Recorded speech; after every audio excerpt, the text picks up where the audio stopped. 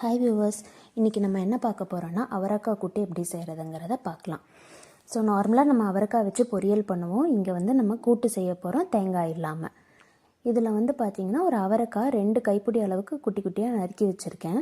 இதில் 2 கைப்பிடி அளவு பாசிப்பருப்பு நம்ம சேர்த்த போகிறோம். இந்த பாசிப்பருப்பை வந்து ஊற வச்சு நம்ம யூஸ் பண்ணுறது தான் வந்து ரொம்பவுமே நல்லதுங்க.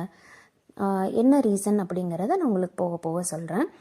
இப்போ நம்ம வந்துட்டு 2 கைப்பிடி அளவு பாசிப்பருப்பை எடுத்து நல்லா அதை கழுவிட்டு இங்கே வந்து நான் 300 ml அளவுக்கு தண்ணி ஊற்றியிருக்கேன்.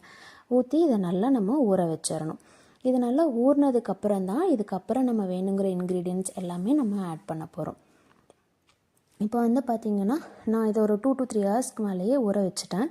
இது கூட நம்ம நறுக்கி வச்சுருந்த 2 கைப்பிடி அளவு அவரைக்காவை சேர்த்திட்டு தேவையான அளவு உப்பு, ஒரு 1/4 டீஸ்பூன் மஞ்சத்தூள், ஒரு 1/2 டீஸ்பூன் மிளகாப்பொடி, அது கூட வந்து ஒரு 1/4 டீஸ்பூன் கொத்தமல்லி தூளும் 1/4 டீஸ்பூன் சோம்பு தூளும் ஆட் பண்ணியிருக்கேன்.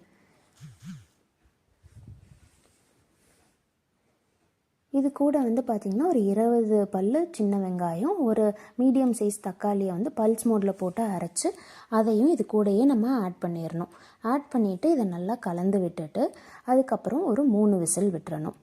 இப்போ நம்ம இங்கே ஆட் பண்ணியிருக்க அவரைக்காய் வந்து பார்த்திங்கன்னா இந்த மாதிரி செய்கிறது மூலமாக இது அவரைக்கானே மோஸ்ட்லி யாருக்கும் தெரியாது.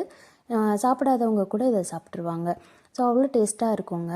நீங்கள் ட்ரை பண்ணி பாருங்கள். ஏன்னா இந்த அவரைக்காய் அண்ட் பாசிப்பருப்பை சேர்த்துருக்கிறதுல வந்து என்னென்ன யூசஸ் இருக்குது அப்படின்னு சொல்லி பார்த்தீங்கன்னா, அவரைக்காயில் வந்து நிறைய ப்ரோட்டீன், ஃபைபர், விட்டமின்ஸ், மினரல்ஸ் எல்லாமே இருக்குது. இது உங்களுக்கு ஹார்ட் ஹெல்த்துக்காக இருக்கட்டும், இல்லை சுகர் ஒரு கொலஸ்ட்ரால் கண்ட்ரோல் பண்ணுறதுக்காக இருக்கட்டும், வெயிட் லாஸ்க்கு எல்லாத்துக்குமே வந்து ரொம்ப நல்ல யூஸ்ஃபுல்லான ஒரு ஐட்டம்.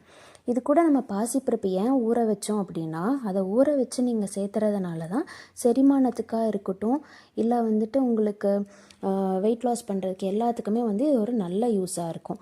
இதில் நிறையா proteins, fibre, iron content, calcium, பொட்டாசியம்னு எல்லாமே இருக்குங்க இந்த பாசிப்பருப்பில். இந்த பாசிப்பருப்பு சாப்பிட்றது மூலமாக இந்த ப்ரெக்னென்ட் லேடிஸ் எல்லாம் வந்து பார்த்திங்கன்னா நிறைய பேர் ஃபோலிக் ஆசிட் டேப்லெட் யூஸ் பண்ணுவாங்க. ஸோ அந்த சத்து வந்து உங்களுக்கு இந்த பாசிப்பருப்புலேருந்தே கிடைக்கிது. இன்னொன்று பார்த்திங்கன்னா குழந்தைங்களுக்கு வந்து ஞாபக சக்தி, ஸோ அதுவுமே வந்து இதிலேருந்து உங்களுக்கு நிறைய கிடைக்கும். ஸோ இந்த அவரைக்காய் பாசிப்பருப்பை வந்து போட்டு இந்த மாதிரி கூட்டு மாதிரி செஞ்சு இது கூட நான் என்ன பண்ணியிருக்கேன்னா ஒரே ஸ்பூன் தேங்காய் எண்ணெயில் கடுகும் கருவேப்பிலையும் தாளித்து கொட்டியிருக்கேன். உங்களுக்கு கொத்தமல்லி தழை இது வந்து நீங்கள் போடணுன்னா ஆப்ஷனல். ஒரு 5 மினிட்ஸ் இந்த மாதிரி நல்லா கொதிக்க விட்டு எடுத்துட்டிங்கன்னா ஒரு திக் கன்சிஸ்டன்சி வந்துடும். இந்த இதை வந்து நம்ம சப்பாத்தி, சாப்பாடு எல்லாத்துக்குமே யூஸ் பண்ணிக்கலாம். நீங்கள் ட்ரை பண்ணி பார்த்துட்டு எப்படி இருக்குங்கிறத கமெண்ட் பண்ணுங்கள். இந்த வீடியோ பிடிச்சிருந்தா லைக் பண்ணுங்கள், ஷேர் பண்ணுங்கள், மறக்காமல் சப்ஸ்கிரைப் பண்ணுங்கள். தேங்க்ஸ் ஃபார் வாட்சிங்.